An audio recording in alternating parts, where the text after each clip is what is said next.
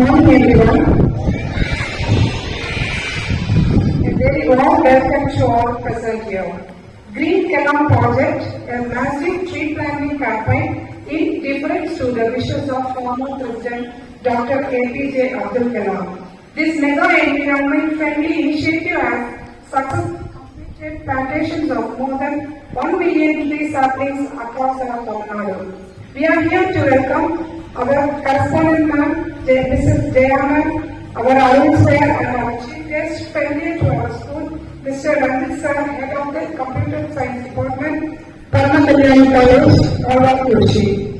I Support Foundations is an organization that connects these sponsors with their schools and villages. Ranjit sir is the head of the I Support Foundations. The motto of this foundation is, let's make a difference together. Their projects are collaborative and innovative, equal opportunity for everyone, community development, innovation, etc. They work hard towards a green future to make Dr. APJ Abdul Kalam come true. They joined the Green Kalam mission in November 3, 2017. Dr. Vivek, the actor, inaugurated their function. They had a big rally in our Kochi. Provide oxygen to the environment and make the air quality better. If more trees are planted, then the world's environment will become a safer place to live in.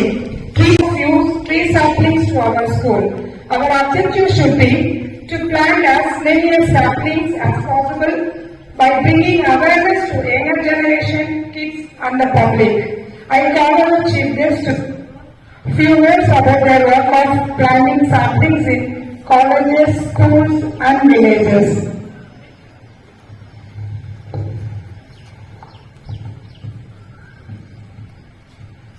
அனைவருக்கும் காலை வணக்கம். நான் இவ்வளவு expect பண்ணல. நேற்று என்னோட name ட்ரெஸ்ஸோட பேர் மட்டும்தான் கொடுத்துருந்தேன். ஆனால் ட்ரெஸ்ஸோட ஹிஸ்டரியில இருந்து எல்லாமே கலெக்ட் பண்ணி அவ்வளோ அழகா அரேஞ்ச் பண்ணியிருக்கீங்க. Thanks for organising. முதல்ல மரம் ஏன் வளர்க்கணும் அது நம்மளுக்கு தெரிஞ்சாகணும். மரம் வளர்ப்போ மழை பெறுவோம், இதுதான் நம்ம முன்னோர்கள் சொன்ன ஒரு மொழியா இருந்தது.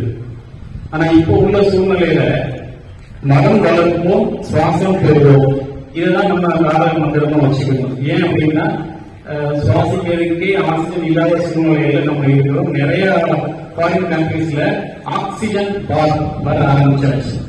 காசு கொடுத்து அந்த இடத்துக்குள்ள உட்கார்ந்து பியூர் ஆக்சிஜனை சுவாசிச்சுட்டு போற அளவுக்கு நாடு வந்துட்டு. நம்ம நாட்டுல அந்த சூழ்நிலை வந்துடக்கூடாது அப்படிங்கிறதுக்காக முன்னாள் ஜனாதிபதி APJ அப்துல் கலாம் ஐயா அவர்கள் என்ன பண்ணாங்க, 2 முக்கியமான கனவு வச்சிருந்தாங்க. ஒண்ணு, இந்தியா வல்லரசாகணும். 2வது, 1 கோடி மரக்கன்றுகள் இந்தியா முழுவதும் நடணும் அப்படின்னு ஒரு முக்கியமான கனவாக இருந்துச்சு. அந்த கனவு எப்போ அவர் வெளியில சொன்னாருன்னா, டாக்டர் விவேக் அவரை பேட்டி எடுக்கும் போது சொன்னாங்க. விவேக் உடனே சொன்னாரு, எதை யோசிக்காம, முதல் கனவை நீங்க பார்த்துக்கோங்க, 2வது கனவு நான் பார்த்துக்கிறேன், நீங்க அதை பத்தி கவலைப்படாதீங்க. ஸோ அவர் அதோட நிப்பாட்டிடாம வந்த உடனே கிரீன் கலாம் அப்படின்னு ஒரு ட்ரஸ்ட் ஃபார்ம் பண்ணி 1 கோடி மரக்கன்று நடக்கூடிய வேலையை ஆரம்பிச்சார். எங்களுக்கு அவரோட வளரக்கூடிய ஒரு வாய்ப்பு கிடைச்சது டாக்டர் விவேக்கோட.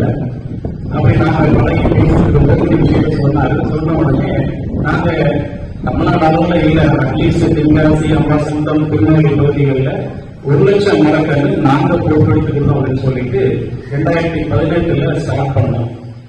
ஆலோசி கூட்டு வந்தோம், நிறைய வேலைகள் பார்த்தோம். இப்ப 47,000 மரக்கன்று வரைக்கும் நாங்க பிளான் பண்ணி முடிச்சிருக்கோம். பக்கத்தில் இருக்கக்கூடிய வில்லேஜ், ஸ்கூலு, கல்லூரி,